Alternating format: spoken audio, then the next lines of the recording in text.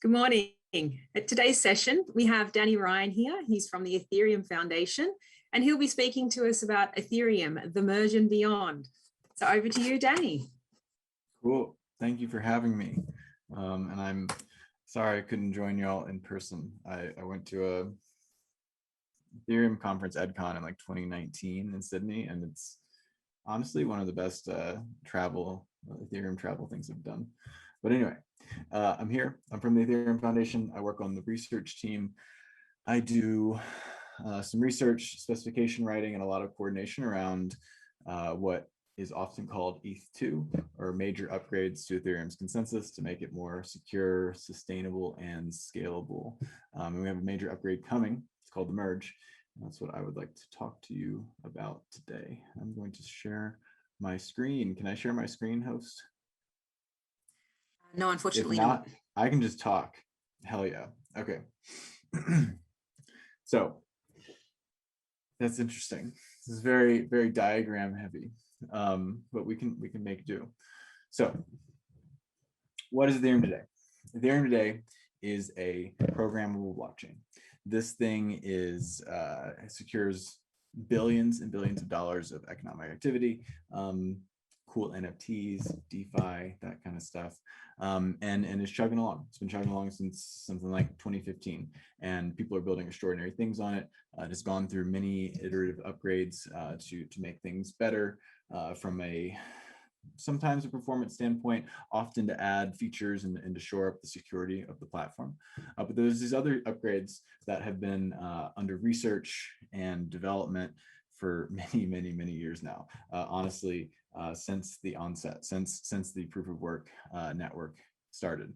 And those things are primarily the shift to proof of stake and the getting more scale out of the Ethereum platform.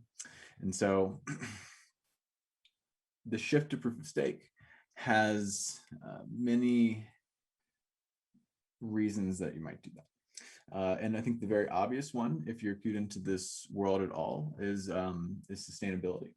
And so if you take a look at the Ethereum blockchain today, it's powered by a proof of work consensus mechanism in which there's kind of an arms race of computational power distributed across the world, racing to find the next block. And the thing about these proof of work consensus mechanisms is that the amount of energy and the amount of hardware dedicated to the problem scales linearly with the value of the platform.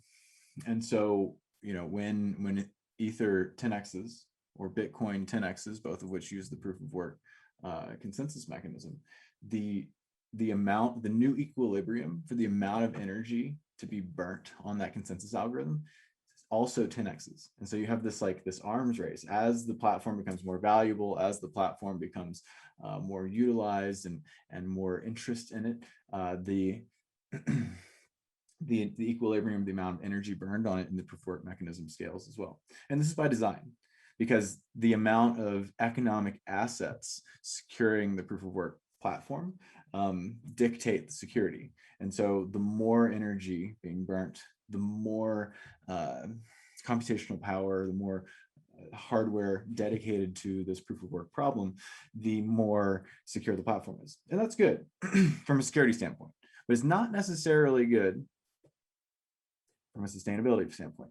And if you're following the NFT world, there's been a lot of concern about Ethereum's energy consumption. There's also been a lot of probably some misinformation on how transactions actually apply and consume this energy. But I think the most misinformation there's been is about actually Ethereum's soon to be new home, proof of stake. And so the Ethereum's proof of work algorithm utilizes something like, let's see, I have it in my notes here. It's like 25 terawatt hashes of energy per year. This is a lot. This is like the energy of a small country. And that's probably not okay. And if the asset price were to 10x from here, it'd be, one of the largest energy consumers in the world by country, which is definitely not okay. And there's reasons for this to be a problem. And thus, the shift to proof of stake. Let's talk about that, the intuition for proof of stake and how that works. So when we're talking about proof of work, I mentioned that the amount of economic assets securing the protocol behind this consensus mechanism really dictate the security of the protocol. And so the mapping to proof of stake and the intuition here is that both of these algorithms and these consensus mechanisms are really, proof of work, proof of stake, really what they are proof of dedication of scarce resource to the protocol. And it turns out that proving that you have a bunch of mining power dedicated to the protocol is easy with this proof of work thing. The way the hashing works, it's kind of asymmetric in finding the solution, and then it's really easy to verify. And it turns out there's this other thing that's really easy to dedicate to the protocol and prove in the protocol, and that's the crypto economic asset, base asset itself, Ether, in the case of Ethereum. And so the intuition behind proof of stake protocol is that instead of dedicating mining hardware as the economic asset, I put up some stake, some of this asset itself to participate in the protocol. And so instead of having to constantly demonstrate the dedication of economic resources to the bearing of energy, it's kind of this one-time allocation of this resource to be at risk, the crypto economic asset Ether to be at risk in this consensus mechanism, and allows you to play the game like if you were a proof of work miner. And so again, I think the biggest thing in understanding, if you understand proof of work, proof of stake is really, it's very different. There's all sorts of different little things that emerge, but the core of the premise is the same. Proof of dedication of scarce economic resource to the protocol. So that's kind of a bit of a motivator. There's another motivator there, and that's security. I would make a pretty strong argument that proof of stake is actually, in fact, more secure than proof of work, but I'll get into that in a little bit. So one thing I wanted to do today with some slides was to show you an intuition for this transition of Ethereum's proof of work network into a proof of stake network through some diagrams. So instead of showing these diagrams, I will attempt to illustrate. And I think what's an important place to start is that, yes, the Ethereum network is proof of work today.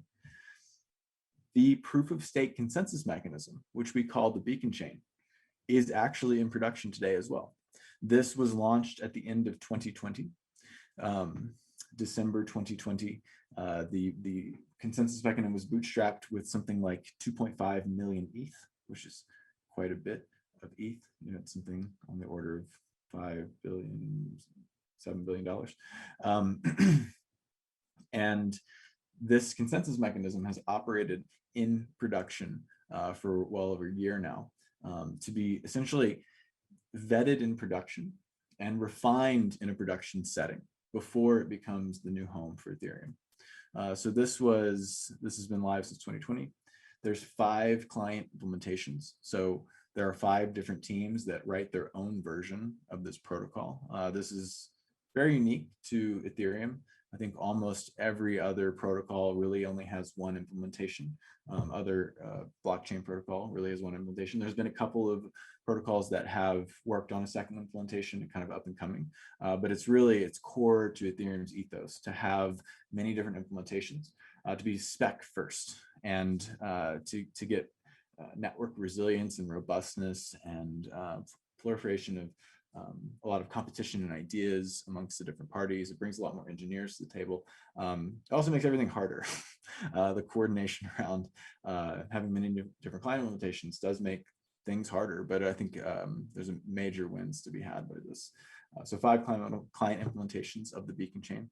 There's over 5,000 nodes on this beacon chain network. On the proof of work network, there's something like 10,000. So we expect after the unification of these two things for there to be certainly on the order of 10,000 and maybe more. And as of today, there is 10,600,000 ETH staked, which is pretty cool. Honestly, if I thought too hard about that number, I might not be able to sleep at night. But that's $30 billion US or more securing this thing. So I think by probably any standard, it's probably the most secure proof of stake protocol in existence today. which is very exciting. And there's been very few incidents or issues over the past 14, 15 months, and it is primed and ready for what we call the merge. So this is point, I would show you a diagram. What does Ethereum look like today? It really looks like this beacon chain chugging along, and in parallel, the proof of work network chugging along. And this proof of work network, you can think of it as having this outer shell, this home, this proof of work security shell for the execution layer of Ethereum, for the user layer, for the things that users do and care about, and the valuable things to end users. And this is transactions, this is state transitions and the mempool and all that kind of stuff. And that really is, it's secured by this kind of thin outer shell of proof of work. And what is operating in parallel to that is the beacon chain. And we can kind of think, there's a lot of complex machinery on the beacon chain in terms of the number of validators, the consensus mechanism, how it comes to consensus and follows the chain, has lots of messages on it called attestations, where validators are voting about what they see. There's deposits, there's exits. But really what we can think about in the context of the merge is this thing called the beacon chain. It will give the security, the outer shell, to the execution layer.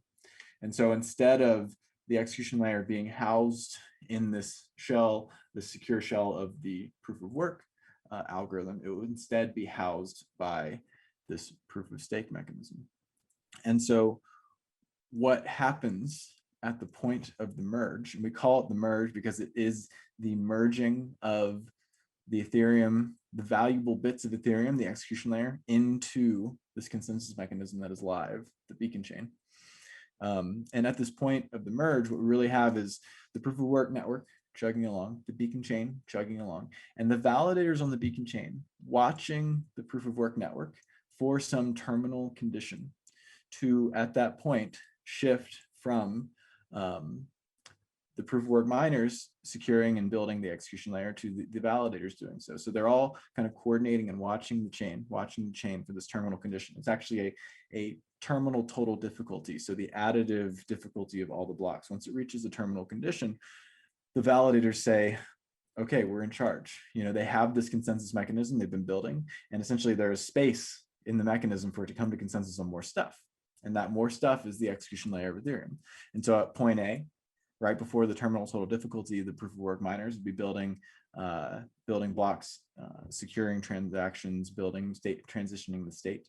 And at that point of the terminal total difficulty, the beacon chain validators would point to the previous proof of work block, that terminal block, and say, okay, we're in charge now. And they kind of just continue in a continuous fashion. And this allows for the transition from proof of work to proof of stake to be live, to be uninterrupted, and to, from the perspective of an end user, be a continuous thing. So let's see. So I have this pithy little diagram where I say, this is what Ethereum looks like before the merge, and this is what Ethereum looks like after the merge, just a blockchain, because that's what it is.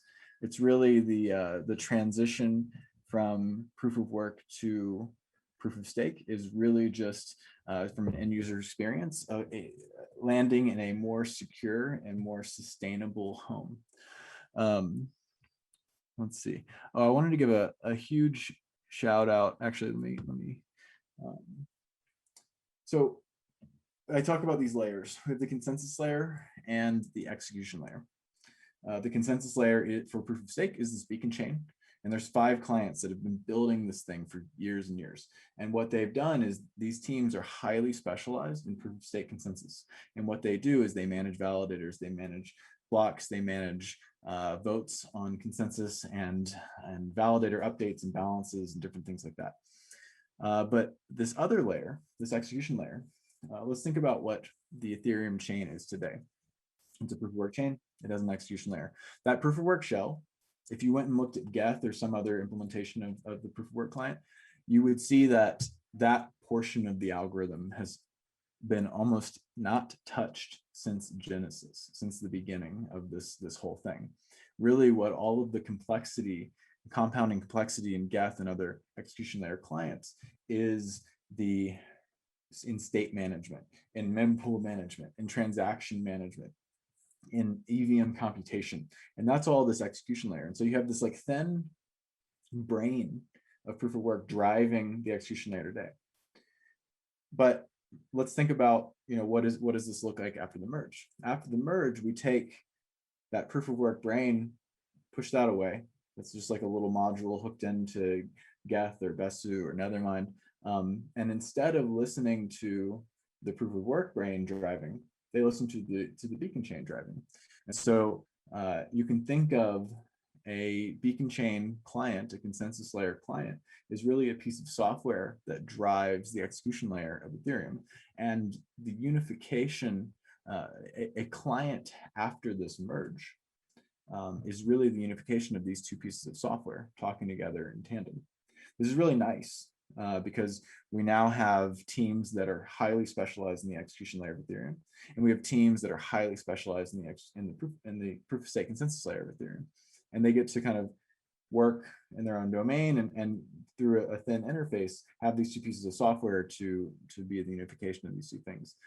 This is nice from like a governance standpoint. It's nice from a specification standpoint to have it stripped apart. It's nice from an upgradability standpoint, and ultimately brings more people to the table. I think it's kind of this happy accident that we've landed into.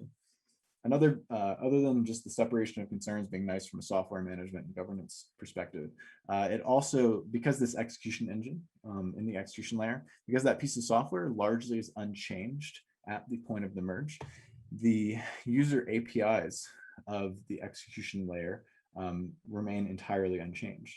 And so if you run a node and you run various transaction sending or execution API calls against that node, those are just totally, those user APIs just remain totally stable. And if you're tracking the beacon chain and things with respect to validators, those APIs also remain so totally stable. So from the standpoint of software that interacts with these nodes, it's almost entirely non-breaking, which is very cool. So Ethereum post-merge clients, on the execution layer, we have Geth, we have Nethermind, we have Besu, we have Aragon. I think up and coming, there's Ethereum JS that's working on a full client implementation. On the consensus layer, we have Lighthouse, Lodestar, Nimbus, Prism, and Teku. And thus, we have 4 on one side, 5 on the other. We actually have like 20 different client pair implementations, which like, again, represents some complexity, but also represents like a major robustness in the network. We have quite a bit of diversity on the scene, such that if any one of these pairs or half of it goes down and there's a failure, the Ethereum network remains live and continuing to do what it does best. It's funny, you can have like some, they get their like couple, celebrity couple name, like Geth House or Netherstar or Nimsu, different things like that. Everyone gets to pick their own particular flavor. Speaking of client teams, I want to give a huge shout out to Sigma Prime. This is a team out of Sydney and the surrounding area, and they build Lighthouse, which is an incredibly secure, robust, and performant client implementation of the beacon chain. And so just, Australia proud, these guys are totally badass. They also run an auditing and security firm. So if you have some needs in that domain, give them a shout. And also, funny enough, a couple of the core contributors to Teku, which is a consensus-led client, Adrian and Paul, they're in Brisbane. So there's quite actually a bit of powerhouse from the consensus layer in Australia. And I actually just realized 2 of the main people in Sigma Prime and 2 of the main people on Teku are Paul and Adrian, which maybe is like a Australian thing. I don't know. Anyway, so big shout out to them. Be proud. These guys are totally awesome and doing fantastic work. So the merge, we kind of understand it from a technical standpoint now. It is a blockchain. We have gone from proof of work blockchain to proof of stake blockchain. Really not a lot's changing other than that, more secure and more sustainable environment. But when? I get this question all the time. And I get this question because, if you ask some people in 2015, they would have said 2016. If you have people in 2016, they might have said 2018. And in 2018, everyone thought it was right around the corner. And it's now I think it's 2022. So it's been a long time coming. This is for many different reasons. One, Ethereum, the proof of work network, had quite a bit of things to upgrade and deal with over the years. Sustainable state management is quite a hard problem in the context of Ethereum. And so that's been, from a mainnet perspective, many things like that. And then from a research and development perspective, there was quite a bit of fundamental research to do. There are many proof of stake networks out now, but years ago, there were not necessarily secure proof of stake constructions yet. There was fundamental research that had to be done. And the capital requirement to stake on Ethereum before in some more naive constructions was 1,500 ETH. That's quite a bit, depending on the price, depending on the day. But that has been reduced through research and development to help with decentralization to 32. So there's quite a bit of like fundamental research and breakthroughs along the way to get us there. So when? I think it's actually soon. And I can say that honestly and earnestly, like proof of stake is literally just around the corner. It's literally soon. And the one thing that's kind of, it's not necessarily forcing our hand, but a target is this thing called the difficulty bomb. This difficulty bomb was put in early Ethereum days to kind of force developers' hand to have to do upgrades to try to force the hand to go to proof of stake. It's been many years. The difficulty bomb, essentially the difficulty of the proof of work chain, begins to grow exponentially until the chain's unusable unless you do an upgrade. This bomb has been diffused a handful of times, but it's coming back. So the bomb is slated to begin to kind of go off in June, progressively increasing block time, such that in July, instead of like 13, 14-second blocks, we probably have like 15 and a half second blocks. Towards the end of July, that might be 16, maybe 17. Once we get into August, they might become kind of untenably large. Start getting 19 seconds, 20 plus seconds. It ends up being a reduction in capacity and the functionality of the proof of work network. So the target from all of the developers working on this is to essentially meet that difficulty bomb in the summer and to utilize that as the final forcing function to shift to proof of stake. That I think is very realistic at this point, but it's also, security and testing is the long tail of this thing. This is, I don't know, $300 billion network just from the base asset itself. You add all the other activity going on, it's quite a big thing. So first and foremost, we have to do it right. And beyond that, we have to do it fast. So correctness is at the forefront. We've had a lot of fun over the past, quite a while now, many years. But recently, things have been really revving up and accelerating. Over the summer, a lot of us met in Greece for an interop event called Amphora, where we got some of the first fully functional proof of stake testnets up. Then through the holidays in December, we had this thing called Kintsugi, riffing off Amphora, which is like a Grecian urn. And then we had Kintsugi, which is where you take old pottery that has been shattered and you use gold to glue it back together. Very cool Japanese art. To check it out. That's what we did through December to get up some more near production grade test nets. And then this last sprint, which finished last week, is Kiln, the final hardening of all this pottery that we've been working on. There was a public testnet that launched last week. This is, it went through the transition, did the merge, and is now just a live proof of stake testnet with all the good bits of the execution layer, transactions and state and things. If you are interested, because security and testing is the long tail here, any amount of community testing and engagement here is really good. Whether you want to run validators on here, whether you want to send transactions or sky's the limit. If you can break this thing, please, by all means, please do. There's a bit of a community effort called #testingmerge. Check it out. You can get involved in the ETH R&D Discord too. So a bit back to why. I've talked about it a little bit. The answer for why to move to proof of stake is security, sustainability, and scalability. And from a security standpoint, I didn't get quite into that yet, so I can talk about that now. In proof of stake, the asset securing the protocol is less centralizing than the asset securing the proof of work protocol, meaning the access to Ether is ubiquitous. Anyone can have access to it. It's a highly liquid market, an international and global market. Whereas to get access to mining hardware, there are asymmetries in my ability versus maybe a more professional miner's ability, where they can, the more money they have, the more they have access to economies of scale, access to production pipelines, getting hardware sooner, faster, in bigger bulk. So in proof of stake, there's really a pure function of converting capital into the crypto economic asset. So there's less, so I would argue that in proof of work, because of these economies of scale, the rich get richer faster.